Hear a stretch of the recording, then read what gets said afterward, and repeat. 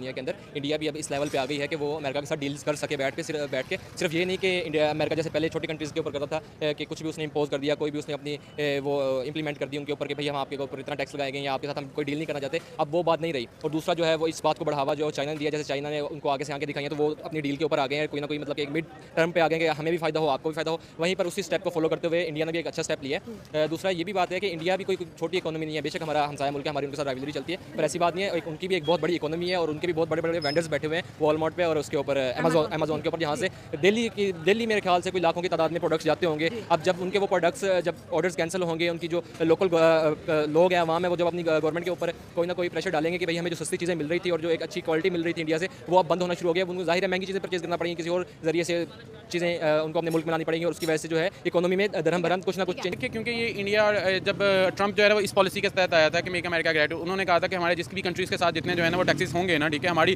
Tax duty जितनी हमारी product पे से लगती है ना, उसी तरह से उनकी प्रोडक्ट्स पे भी लगेगी। सेम एक्जैक्टली जो है ना उन्होंने किया, वो एक कंट्री के साथ नहीं किया, वो सब कंट्रीज़ के साथ किया। लेकिन ये है कि इंडिया जो है ना इसको पर्सनल ले गया, क्योंकि इंडिया जो है ना वो अमेरिकन प्रोडक्ट पे हैवी टैक्सेशन जो है ना वो वसूल कर रहा था। तो इस वजह से जो है ना वो सेम जो है ना वो as it is India personal जाहिर ही लेगा, किसी कंट्री पे 20, किसी पे 19, किसी पे 25 और इंडिया पे डायरेक्ट 50 का मतलब ये है कि यूएस जो है इंडिया के साथ ट्रेड सस्पेंड कर रहा है।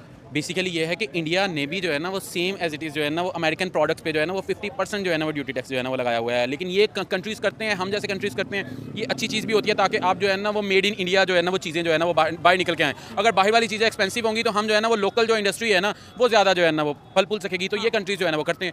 अब सेम एज इट इज़ जो है ना वो वाइस वर्सा जो है ना वो अमेरिका ने कर दिया है। आपको नहीं लगता कि दोनों कंट्रीज़ का जो कारोबार है वो बिल्कुल ख़त्म हो जाएगा, क्योंकि ट्रम्प टैरिफ लगा रहा है और इंडिया बैन लगा रहा है? देखिए ऐसा कभी भी नहीं होता। मतलब एक आप बिल्कुल आइसोलेट होकर नहीं चल सकते दुनिया के अंदर। जो भी आपकी बेशक अमेरिका की कंट्री है, बेशक इंडिया की कंट्री है, वो आइसोलेट होकर नहीं चल सकते। ये एक दो बहुत बड़ी इंडस्ट्रीज़ हैं, बहुत बड़ी मार्केट है दुनिया के अंदर, जहाँ पर एक दूसरे की चीज़ें सेल होती हैं। ठीक है, इंडिया से भी माल आता है और अमेरिका से भी माल आता है, एक दूसरे के बगैर ये चल नहीं सकते। इनको कोई ना कोई बीच का रास्ता निकालना पड़ेगा।